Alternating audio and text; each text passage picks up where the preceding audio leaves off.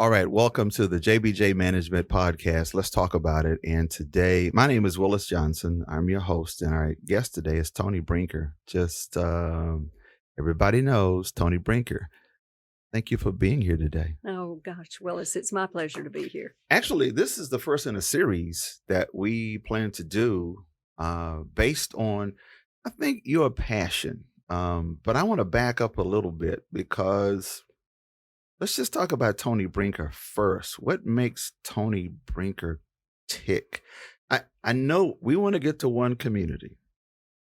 We want to talk a little bit about old school Operation Blue Shield. But I want to go back a little further. And let's just talk about Toni Brinker first, because it took that for you to get to this. Where are you from? Actually, from the panhandle of Texas. I only know Amarillo. Well, Plainview, between I know Amarillo and Plainview. Lubbock. Yep. Okay, God's Yep. country. Yeah. So if I you don't like- know about that. Well, if you like tornadoes and dust storms, but if you want really wonderful, down to earth people, they are in the panhandle of Texas, up through the middle part of the country. So I love my roots. I love the people that were there when I was a child. They and my parents gave me the best stability that a child could ever have. So I didn't grow up in underserved communities. So many of the things that I'm doing now have taken me back when I first started going into the communities and realizing that there is another world. And it wasn't that I was privileged, because by no means I was not. It's just that I had not seen a lot of that until my father's father passed away. My father decided he would move us to the state of Alabama. Oh, Lord. Oh, Lord. And we did. And I was in the third grade going into the fourth grade. And that was my first time to see things in the real world. Yeah. So mind you, I'm still a child. So Yeah. I'm probably 9 years old. But I have this vision of my first time that I walked into where my father's office was. He was a chiropractor. And I realized when I was walking in the door, there was another door right next to it. Mm-hmm. And it said colored only. Mm-hmm. And I looked out and I looked in the hallway and I saw 2 water fountains and then 2 restrooms. And so as a real young child, I walked into my dad's office and said, "What? I don't understand. Why do you have 2 doors into your office?" And he said, "Well, this is kind of the way that it's done in the South." And I said, "Well, who gets to go in the other door?" And he told me, and I said, "That's awful." I said, "What about the water fountains in the restroom?" And he kind of explained everything to me. And I said, I distinctly remember this, "Dad, if you don't change all of this, I'm not coming down here to your office anymore. And if you don't change this quickly, I'm going back to Texas." And he said, "Well, how are you going to get there?" And I said, "I don't care. I'll walk. But this is not fair. This is not fair to anyone, much less the people that are required to go through this door." And I'm doing this all through the lens of an 8-year-old child, but it had an immense impact on me. And so fast forward to the ripe old age that I am right now, which I won't disclose, but I don't know about old age, but okay. That sounds good. Okay. no, and and I'm in my 70s. So the thing there is that lesson in Put the life. camera really on. She just said No. she's in her 70s. Nobody believes that, but go ahead. You are wonderful. But that lesson in life prepared me for what I'm doing now. And it did prepare me in my life to know that, to take a second look at things, to also know there are 2 sides to every story. I did realize that there were injustices on one side, but I also know that there are people hurting on the other side. So I've always made a point of walking the road, but walking it down the middle. That's interesting, because just as I listened to you, Toni, it took me back to my childhood as well, growing up in the South, except in Texas.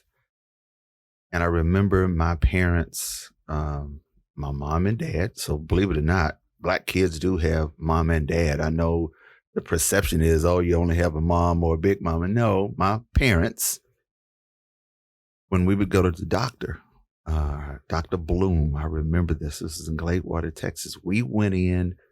So there was Highway 80, which was the front street, the front entrance, which is where all of the white patients would go in.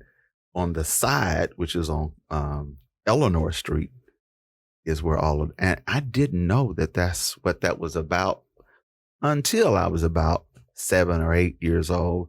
And then the other thing that I remember, my dad, he took me to the polls to vote when he was going to vote, and he had to pay poll tax. Really? He wanted me to see that. I remember that conversation that he had with me. And my dad died when I was 12, but I remember he wanted me because he was a member of the SCLC.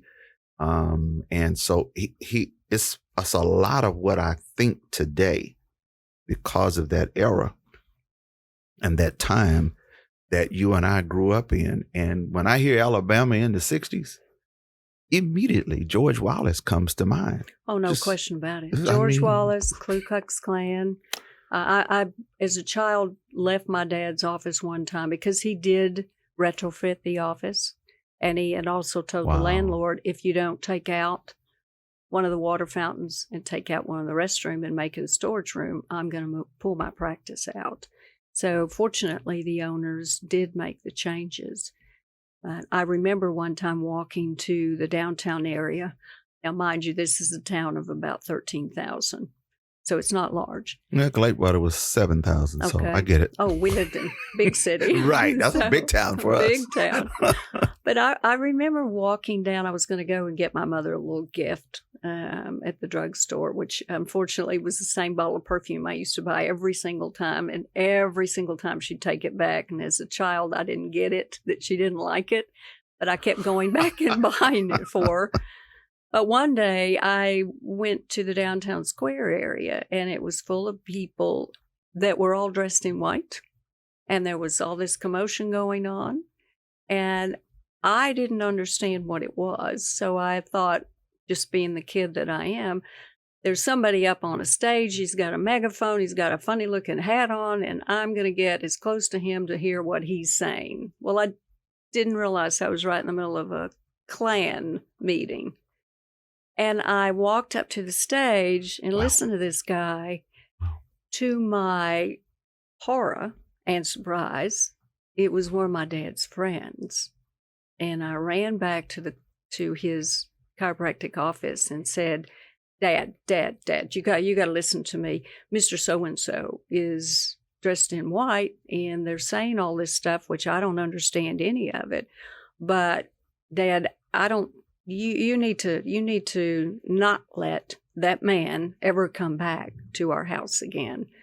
Then my father said, no, honey, I think you're mistaken. I said, oh, no, Dad, I'm not mistaken.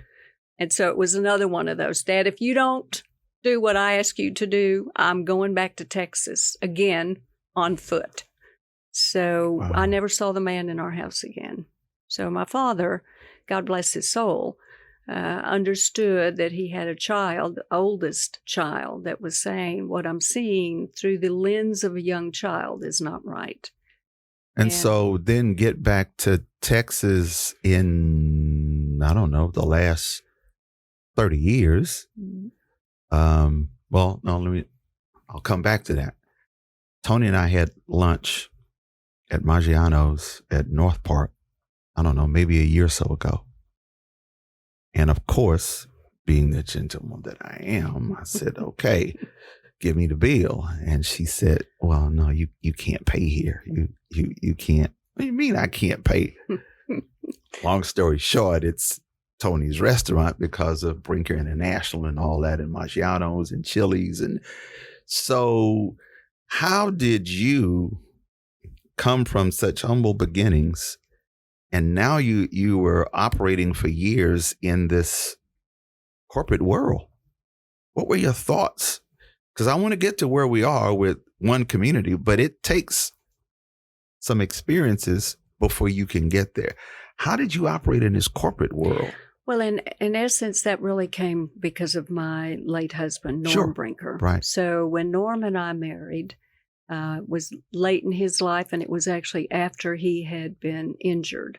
So people may not know of my husband, but he is considered the godfather of casual dining.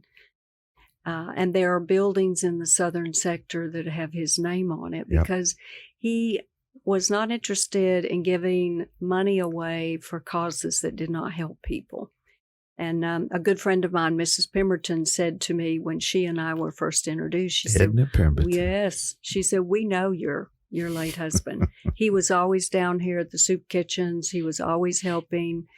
So he built a culture within Brinker International of giving back. So I'm not involved in the day-to-day operations, but I will tell you that the corporation itself is a very philanthropic in terms of how they approach life. They allow their employees to give back. You have to apply online now if you want to get a grant, but you take a look at St. Jude. St. Jude, they have a Chili's building that was built on proceeds of one day every year. All the proceeds from all the Chili's restaurants around the world go to help St. Jude, which then in turn help children. Mm-hmm. So it's a wonderful cause, but they've helped Coleman, which was Norm's ex-wife. They help Limbs for Life, which is for people who have lost a limb and being able to get them prosthetic limbs. They've helped their brain injuries, their brain cancers. So if you look at all of our what we call chili heads or Brinker heads, if they've been employed long enough, that's what they refer to themselves. Interesting. But they are allowed to say, in our community, we want to give to this charity. And so as a group, it might be the district manager or the restaurant manager and the employees. They pick and choose who they want to give their money to.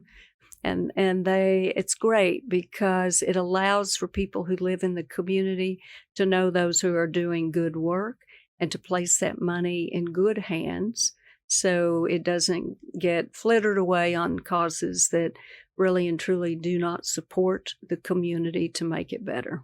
And thus you have this passion now for a couple of things. What I see, and I'd like to hear what your goals are. I see a passion for the underserved communities. I see a passion for not just the southern sector of Dallas, because your reach is broad. It's not just Dallas. That's just not where you only focus. But you also have a passion for the police. You have a passion for supporting good police officers. And I know that because former Mayor Mike Rawlings asked me to put together an event to support David Brown back in October of 2016. And what I remember was word came, Toni can't be there, but Operation Blue Shield is in the house. And I'll never forget that. That was October of 2016. And David Brown spoke very highly of Operation Blue Shield, which is now one community. So talk to me about your passion for both sides and talk to me about the change from Operation Blue Shield to one community. Okay. So Operation Blue Shield was started because of an event that I saw in New York City. Happened to have been there, watched people on a very small street marching up and down the street in a very affluent area saying, what do you want, dead cops? When do you want them? Right now. In 2014, I'd never heard that. I actually had to go to the TV, local news, and turn it on to make sure that I was hearing them right. Right. So I did call Mayor Rawlings and I did call David Brown from New York and said to both of them on different calls, called David first, or the chief, and I said, Chief, I'm in New York. This doesn't make sense. I know the country's been through Trayvon Martin. I know we've been through now probably 4 or 5 months of Ferguson. But if I see people marching on this small street with news media on either side saying what they're saying, I'm afraid we've got a problem in our country. Right. And issues that need to be addressed should be addressed. And hey, David, you are a great chief. You are the chief of a great city with a great mayor and a great state, so you need to go do something about it. And he says to me, I've never heard anyone call me with more passion. Now, Toni, what are you going to do? And I went, me. Oh, me. David, I'll call you back. And I hung up and I called the mayor. I said, Mike, Toni Brinker, gave him the same story. He said the same thing. And I said, Mike, did the chief call you before I called you? And he said, no, I haven't talked to the chief. And I said, oh my gosh, y'all are both asking me the same question. Well, I don't have an answer. And I hung up. So I called a guy that did want my baby back ribs for Chili's. Wow. And I remember that. Yes. Yeah. I said, I'm about to step into a lane that to me is going to be very, very destructive for our country if we all don't come together. You made eating ribs mighty sexy. Oh. People come into our restaurants and they order ribs and they break out and still sing the jingle. Yes. I said, David Farmer, that's his last name. I said, David, I know you were part of that team. I know you worked with the Richards Group. God bless Stan Richards. Mm-hmm. I said, I need your help. Help me design something that people will embrace and say, you are right. We are all in trouble. It's not just one group. And we've got to build some bridges of trust. And we came up with Operation Blue Shield, which did wonderful. And that's still in 2014. Yes, that 14, was actually, 15. we became a nonprofit in 2015. Okay. So the name itself over the last couple of years probably could have stood the test of time, Mm-hmm. but time has taken America in a different course. So Operation became too military. Blue was definitely, you only represent the blue, which is not the case. I represent the community as well. And people don't understand where the shield came from. That's Roman days. You and I are going to go off and fight a battle. You're going to tear off part of your clothing, a strip, tie it on to me. You've given me your shield. Right. Okay. I'm saying I care about you enough, brother, that you're going to be safe to give you my shield, and you would do the same. So hence that's why we chose Operation Blue Shield. But last year I gave up trying to explain all of that. Takes too much time, and said we need to make something that's very inclusive. It needs no explanation. And so we came up with One Community, which is now even morphed into One Community USA, which will allow me, if I need to, go around the world. I could have One Community Europe, One Community Australia. I mean, if you're going to think big, why not think bigger? But that also requires funding. And so the philanthropic community needs to also understand the significance of being supportive of One Community USA, I would think as well. How does that work in terms of the philanthropic community? How do you... what's the avenue to tap into the philanthropic community for this, and why should they? Well, let's go back to pre-COVID and pre-marches. Yep. The subjects that we address many times people turn and run from. Like in our group, my team, we address issues of race head on. But we address them in a constructive way. I don't feel destroying is an answer, because if you destroy a neighborhood, you end up hurting someone. I don't care if it's in a rich, affluent neighborhood or in a poor, underserved neighborhood. When you start destroying, it sends the wrong message. People get hurt indirectly. Children are learning lessons that I don't think that they really need to learn. Well, let me intercede right there, Toni, because, and great point. The flip side to that is that person who is destroying wherever, some feel that's my only way that you'll listen to me. I don't have any lines of credit. I don't have capitalization. I don't have a business. I barely have home. There's been redlining. I don't have a job. The only way you listen to me is that if I tear something up, now you hear me.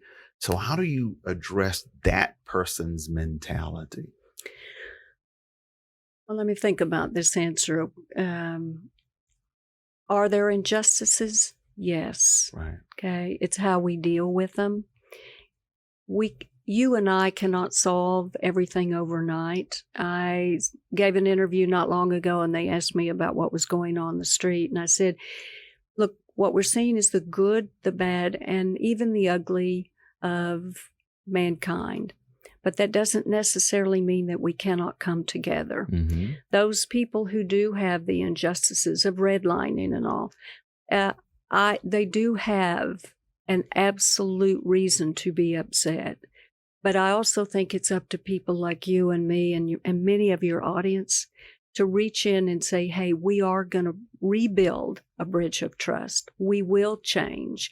And we don't need to approach it the way that we are now. I get the point that people should march, and I fully support that. Mm-hmm. Mm-hmm. I do draw a line if we're going to destroy a neighborhood, because within that neighborhood, those very same people who need our help have just, in essence, unfortunately been pushed back a little bit more. Because now we have to restore the neighborhood. We have to come in and try to get a sense of calm and things. I don't have all the answers, Willis. All I can tell you is that I know that there's a better approach.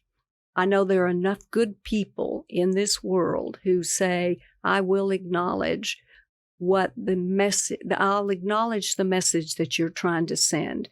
And that is enough is enough is enough. Well, and to your point, so in Minnesota with George Floyd, I have a very close friend of mine whose sister lives there. And she too had that same approach. Why are you tearing down the Target? Because that's the Target in our neighborhood. Now they're not going to come back. Where will we shop?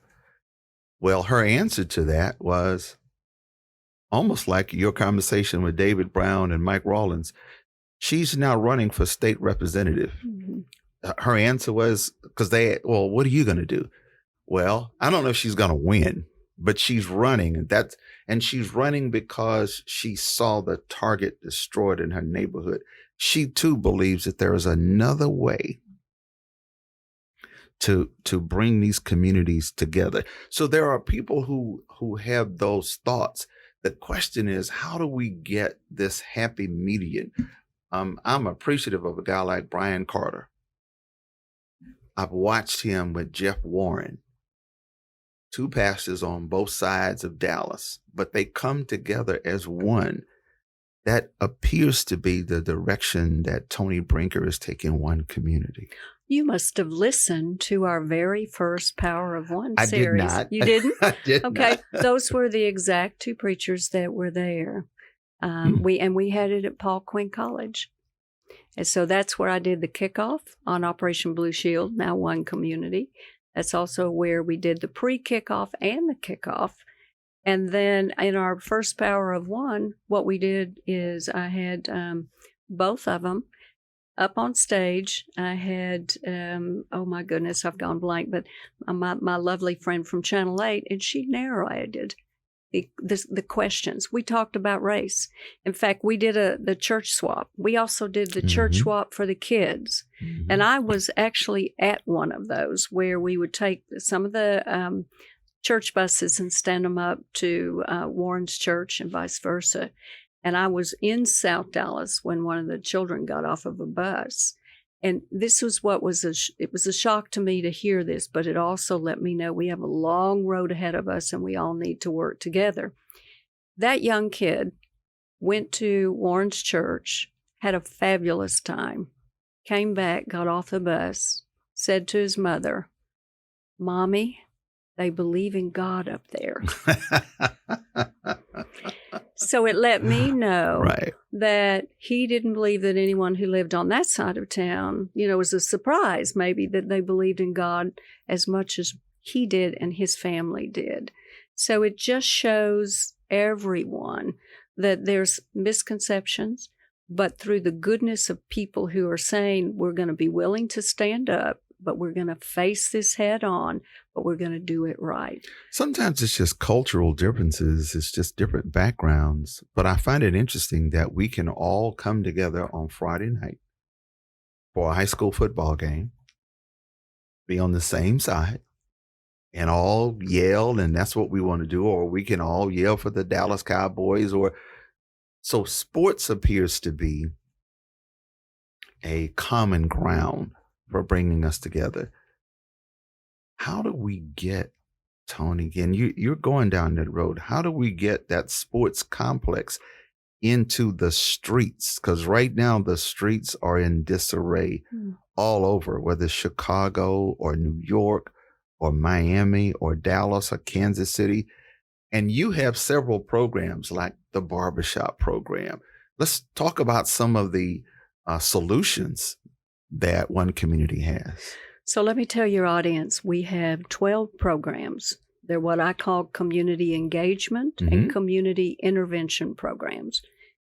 If you were to take all of our programs and somewhat, if they were laying down on the ground and stand them up and put a roof line over it, every single one of them represents a different discipline that is needed to make a safe neighborhood. The two groups that have to come together to make a safe neighborhood have to be our first responders and our community. And let me define first responder. That's anyone who's taken an oath to serve and protect. That is a man in blue, fire, that's a teacher, that's a doctor, that's a mayor, that's a city councilman, that's a sheriff. Okay, that's military, whether they're active or they are retired, or veterans rather. But anyone who's taken an oath to serve and protect will fall into a first responder side or peace officer, or again, a doctor or whatever. The other side are citizens. And what's happened in the United States is that people have forgotten that a first responder is a citizen. Yes. Yes. and also a citizen can by default be a first responder.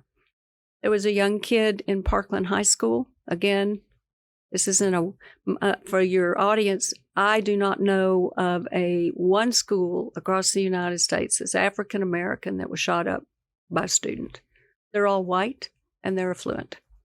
And I always tell my friends, if you don't think what happens on what you call the other side of the city doesn't affect you, guess again, it does. We're all in this together.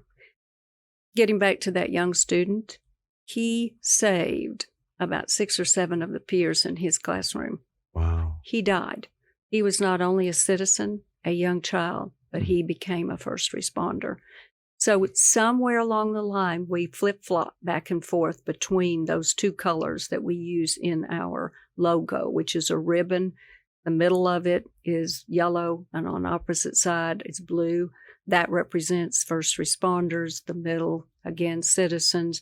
But keep in mind, we rotate back and forth. We call that our unity ribbon because we want to put unity back into the community. But you're right down the middle, too, when it comes to politics, because there's no politics involved in this. Correct. None. And there won't be. Not as long as I'm at the helm. And that's what will destroy it. So I've always said politics kills, and it does.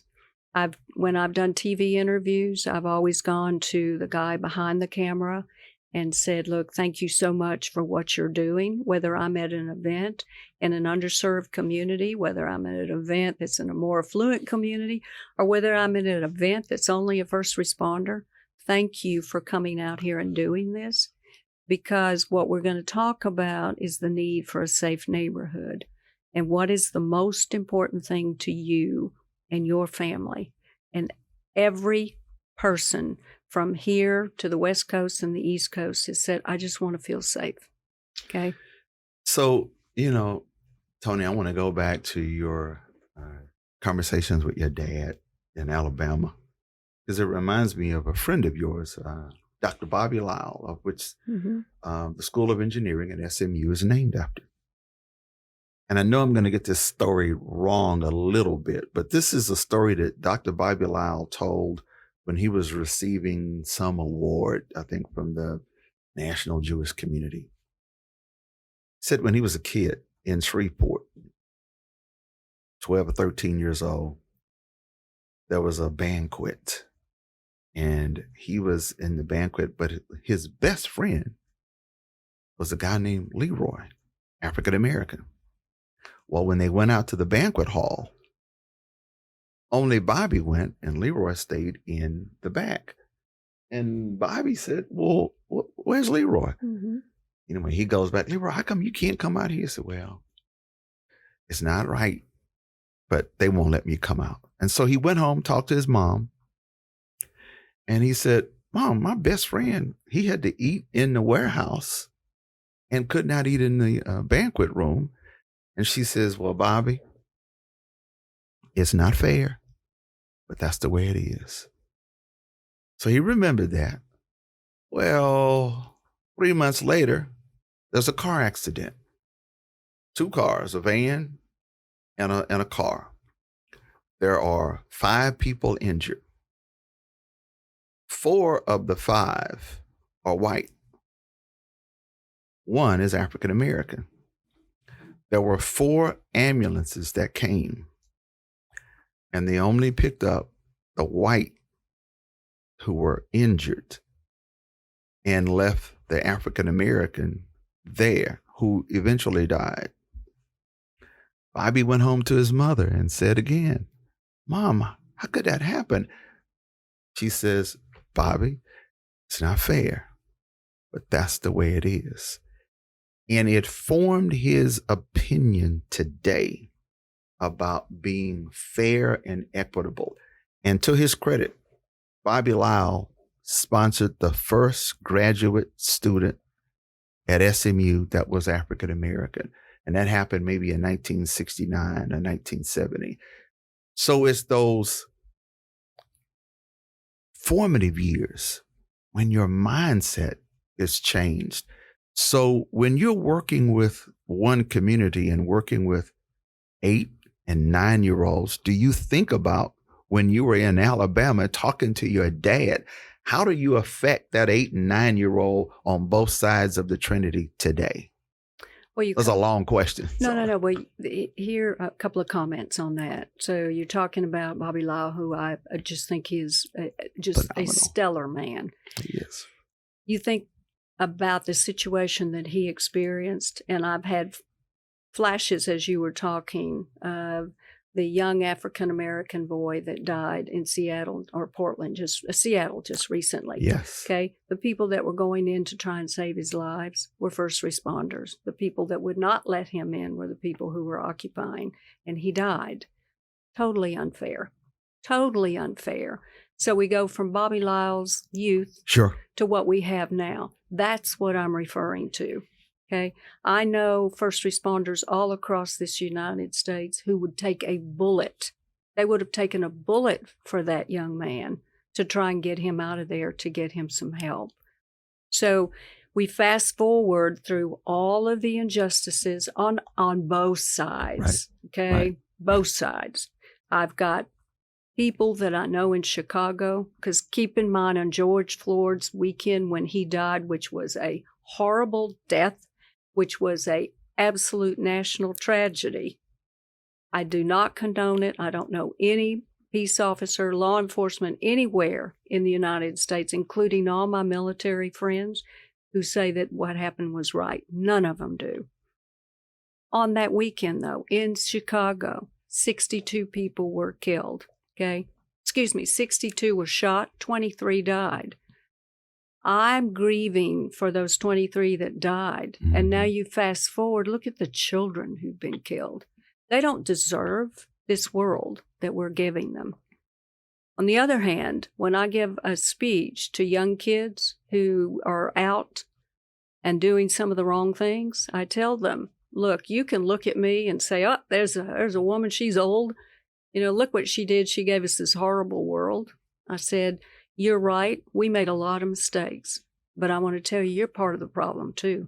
It is not okay to abuse your friends on social media. It is not okay to go after them. It is not okay to cause a child that may be someone that was your friend to become so depressed that they kill themselves. So society, to its credit, is right now in a place where it's not doing too well. And it requires the good people to get up, what I call stand up, speak up, and get involved, but do it the right way. So in these programs that one community has, those programs are capable of addressing some of these problems. We address them all, Willis, and they're all positive. We've got unity through sports, where I can take children. This is an example, putting with heroes. I can take children to a public golf course and we can use the putting green.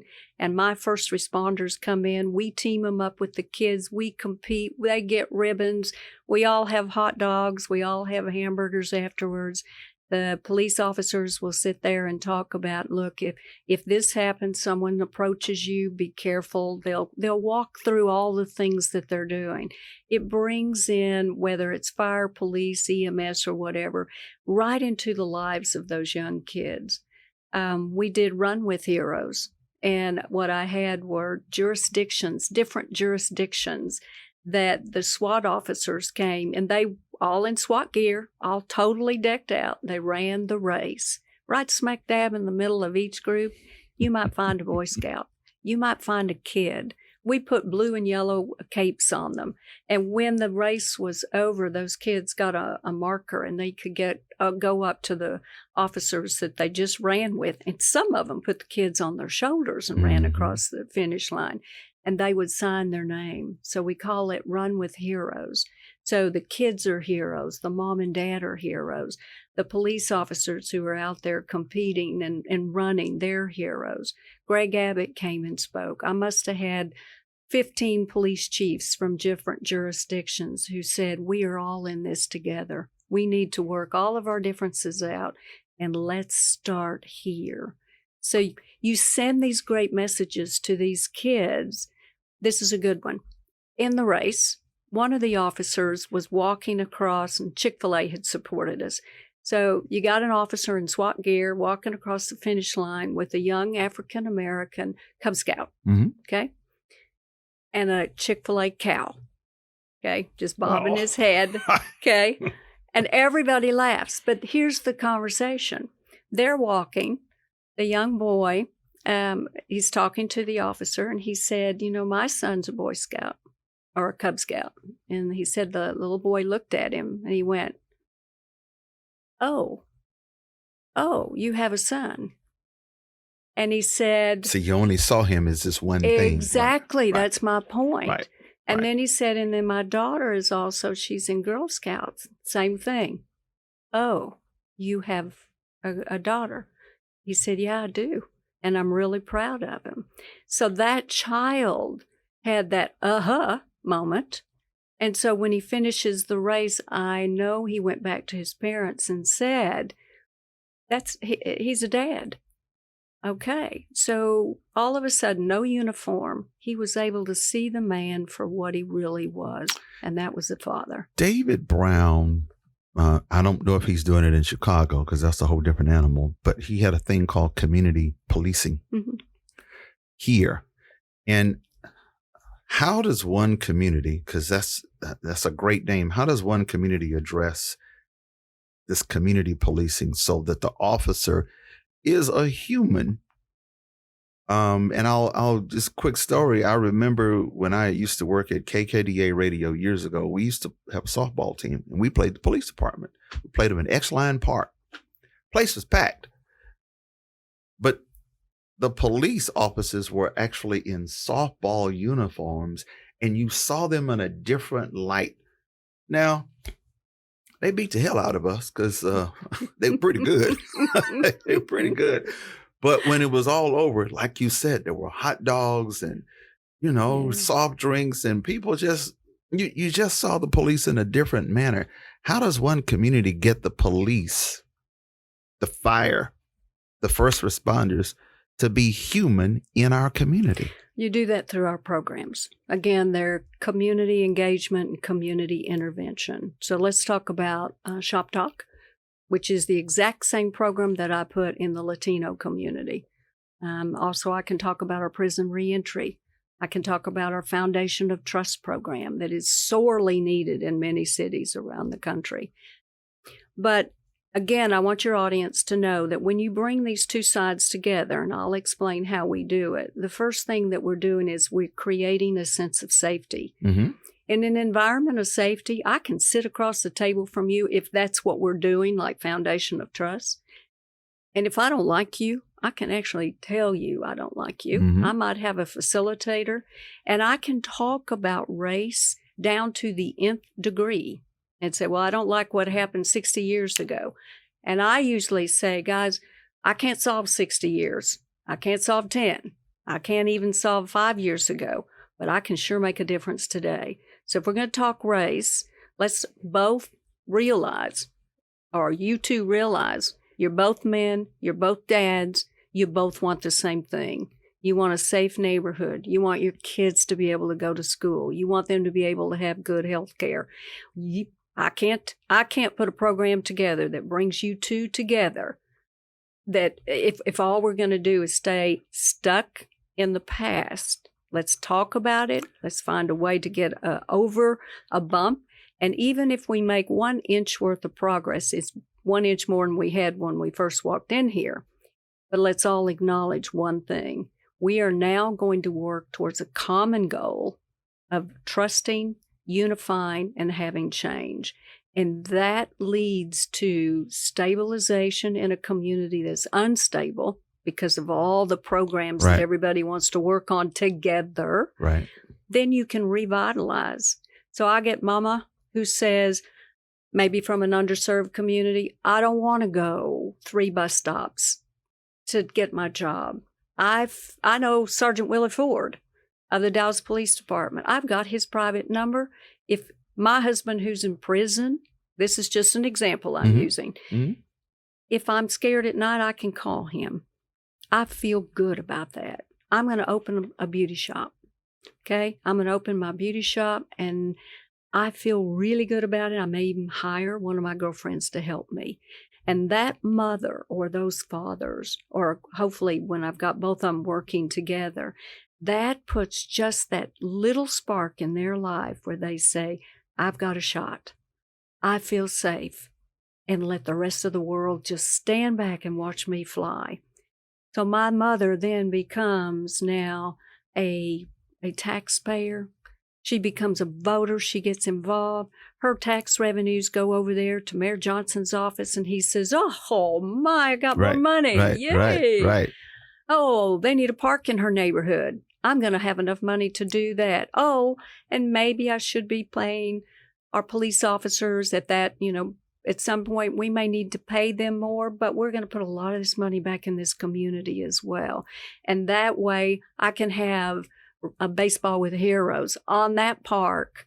I can have that baseball game. I'm going to have my police department, my fire, my EMS, my doctors from Parkland are going to be there. My doctors from Methodist will be there. The mamas will be over there, and they'll be whipping out Cokes and snow cones and stuff. And guess what? I've got one community. That's what it's all about. So inspirational, Toni. In the coming weeks, I hope that we are able to break down more the different programs. Let's get into what is Shop Talk, and let's just talk about over the coming weeks what these different programs are.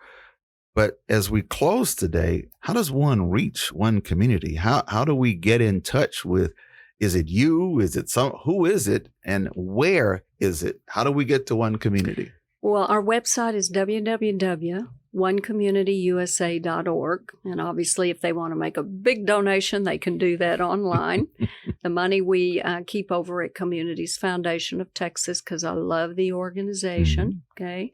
So people who have funds over there, we always ask communities if people want to give back on programs, literal programs where we keep data quantitatively and qualitatively in our programs. Okay. I can show you where a change in attitude for someone who's participating in that program, like Shop Talk, African American barber and beauty salon focused program where I'm bringing my first responders together. I can show you the attitude based on the survey of the first participant. A year later, I can show you where his attitude may have gone from, on a scale of 1 to 10, -15 to an 8. And when we keep crime data, we take crime data when he first starts, 911, level 1, level 2, any kind of data points that we can actually show that the integration of both sides into that shop owner's life, both business and personal, in terms of how we're interacting together, we can show that crime starts dropping. And then that barbershop owner gets another barbershop or beauty salon owner involved. We do, lunches with the police chiefs and all. Those programs take money. Foundation of Trust, reentry that does not only 50% veterans, but it does 50% general population. UNIDO, same thing, same programs. TCU is helping keep data on us. Texas A&M has called us as well. SMU could step up. We could get all of our universities involved to show the donors that there actually is a tremendous ROI, return on their investment, when they put it in these our community engagement and community intervention programs. So Operation Blue Shield. www. I get it. I know, CommunityUSA, and we are also on social media, on Facebook, Twitter, as well as Instagram. I think you have to go on as Op Blue Shield, but that'll eventually get you to us, or Op One Community USA. And then if they want all of us, all my team and I, to come over and just sit on their doorstep till they write us a big check, we will be there too. You have seen the passion and the heart and the founder of One Community. Toni Brinker, thank you so much. In a couple of weeks, we're going to start to delve into each one of the different programs. But thank you so much for the JBJ Management Podcast. I'm honored to be here. Thank you. Thank you.